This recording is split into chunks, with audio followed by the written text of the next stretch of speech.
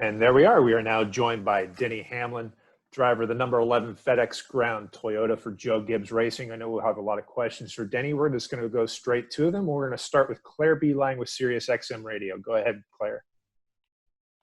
Thank you. Denny, you're so good at Pocono, and there's 2 races at Pocono. Do you believe that you, with that ability and background, will be able to adapt to a second race better than some that maybe, aren't as good there? Do you think you can pick up on more stuff in race number 1 on Saturday than others, or no? It's tough to say. I mean, I think maybe the logic probably works in reverse there, because I don't know that we have a whole lot more to learn there. I think some of the newer drivers actually probably will make the bigger strides from one race to the next.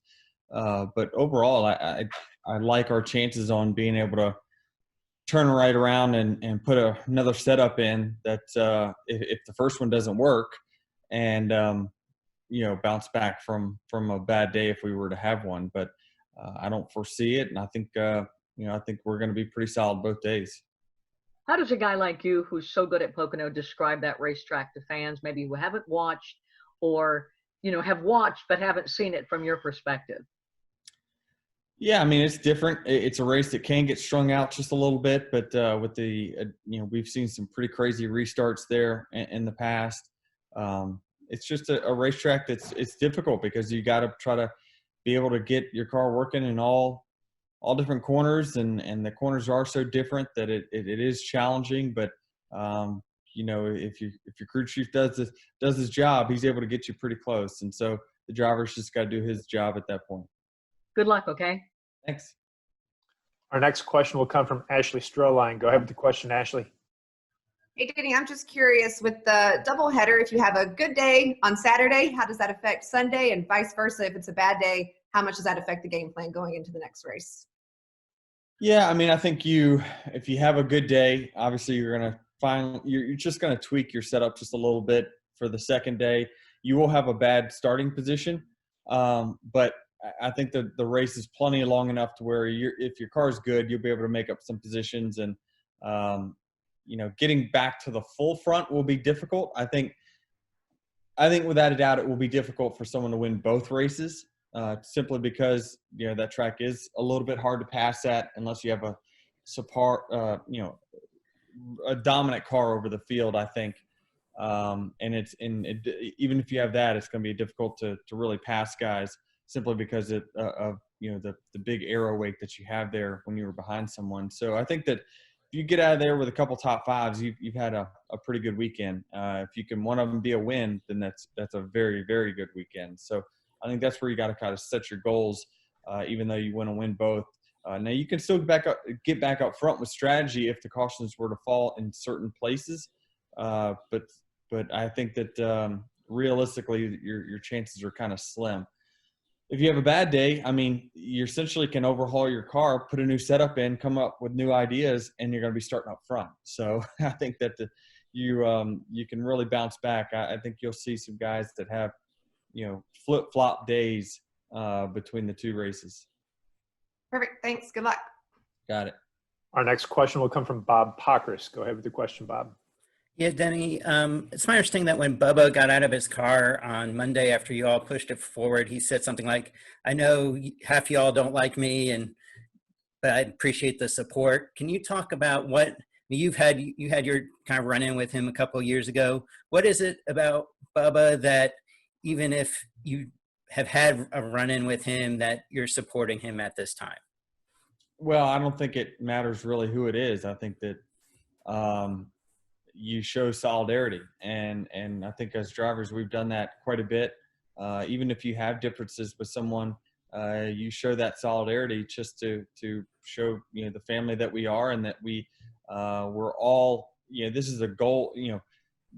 Driving for change or wanting change in our culture is something that we all want. That's something we're all unified on, and so I think it's pretty easy for us, no matter what our differences or friendships are with a certain driver, that is something that we're all going to get behind. Thank you. Got it. Our next question will come from Ethan Sachs from NBC News. Go ahead, Ethan. Well, first of all, thanks for taking the time. I do appreciate it. I just want to ask, because it's been a few weeks since you've had to sort of adjust to all the the various changes with social distancing rules, crowds, things like that. I'm just wondering how you've sort of adapted to all this, and when you actually sort of in the car, if any of that matters anyway. In the car, it really doesn't. I mean, when you're in the race, nothing has really changed. You know, we're kind of in a cocoon there anyway, where you can't really see a whole lot.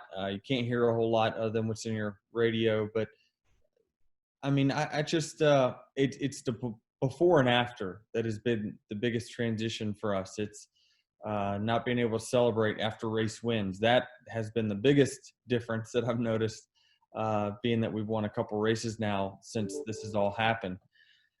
So, I mean, it is different. I mean, we're slowly starting to get crowds, you know, back. You know, in the next 3 weeks, we're not going to have any, you know, because of state regulations. But certainly, I think that, you know, it hasn't had any effect on the on-track product. So I think that we're just a different sport when it comes to that. That we don't. It's not a sport that really feeds off of, you know, the crowd or the crowd emotions, you know, play to play like a baseball or football or something like that. So, or basketball. It doesn't feed off of that energy once the race gets going. The energy is all before and afterwards. Our next question will come from Simone Stanley. Go ahead with the question, Simone. Go ahead. Hey, I wanted to ask you how you've been maintaining your focus and preparedness for the race with all of the off-track distractions going on right now.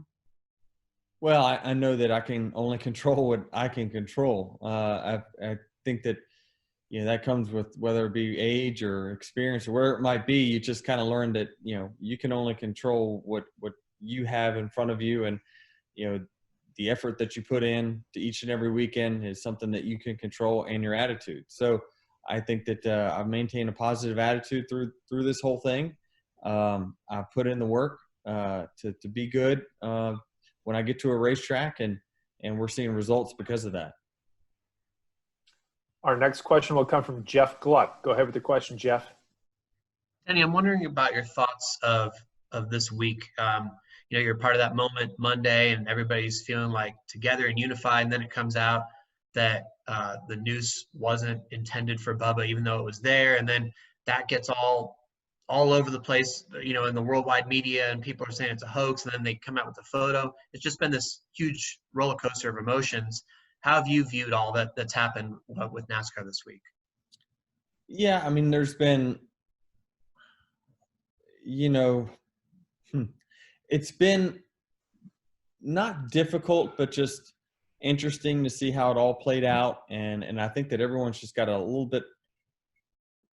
a little bit of a heightness and awareness of every little thing nowadays. And not to say that it, you know, to minimize it, saying it's a little thing by any means, but I think, you know, the way things were worded in kind of the opening statement, and NASCAR kind of already addressed this, that, you know, they would have worded things a little bit different because it sounded, you know, a little bit different than what it actually was or it turned out to be.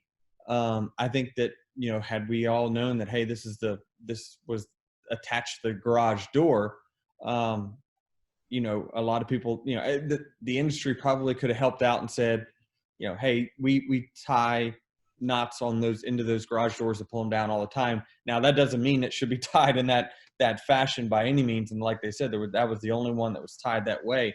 But I think the industry probably could have helped out had we had a little bit more information right from the get-go.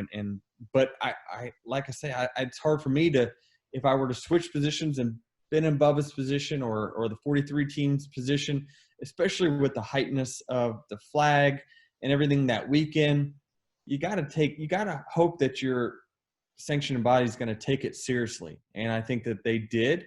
You know, short of just their opening statement, I don't know that I really blame them for anything that they did. I think that they did exactly what they were supposed to do. The investigation was done, and when it was done, you know, they provided the facts. And so I do appreciate the transparency that they had throughout the week as things became more available. Thank you. Yep. Our next question will come from Lee Spencer. Go ahead with the question, Lee. Thank you. And I hope we're not taking you away from your golf game, Denny. Looking ahead to Bristol, it's been a track that you do exceptionally well at. How do you feel about moving the All-Star race there? I feel good about it. I mean, I like Bristol. It's a track, obviously, we probably should have won about a month ago if I didn't make a big mistake there at the end. But I think that, a mix-up is good. I mean, I think any change is a good thing. It gets people excited.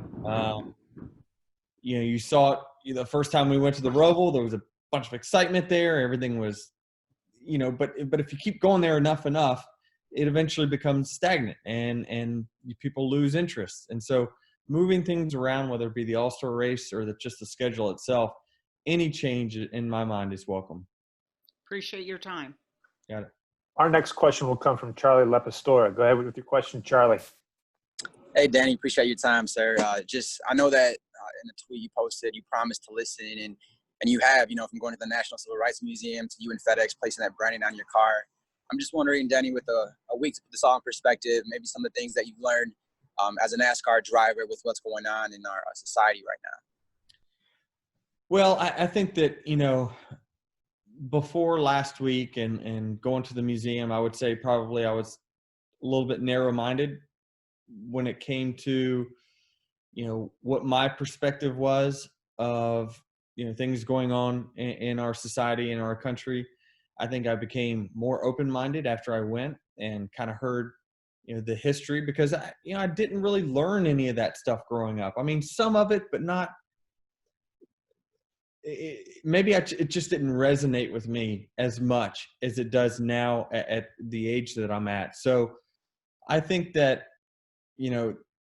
for me, I saw it as an opportunity to go there, and especially during this time, like I said, I promised that I would listen, and this was a way for me to just sit there, listen to these ladies talk about this museum, the timeline in which everything went on from 1800 to the present, and it made me, think about things a little bit differently and be a little bit more,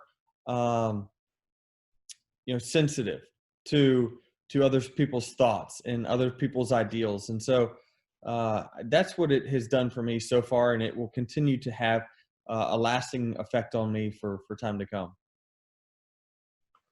Our final question for Denny will come from Daniel McFadden. Go ahead with your question, Daniel.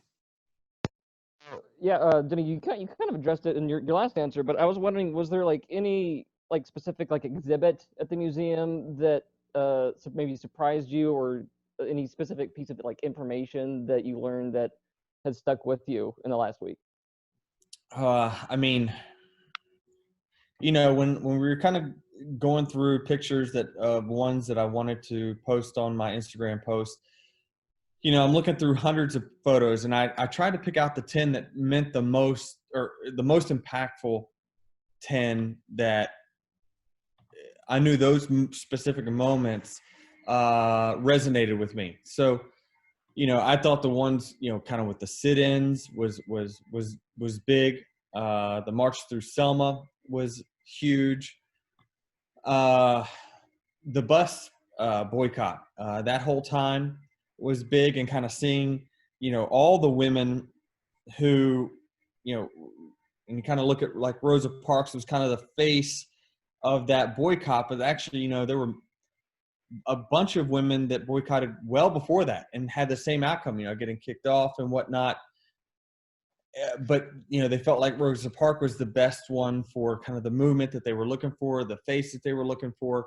But just seeing the women that all got arrested kind of in the same, time frame for the same thing. And just kind of seeing all that, the freedom buses that came through, people kind of testing the system to see if it was working back then. Those were all significant things that I didn't understand quite as much as what I do now. And you kind of see that through the Instagram posts. Well, Denny, we really appreciate you taking the time this morning, and good luck this weekend at the Tricky Triangle. All right. Thank you.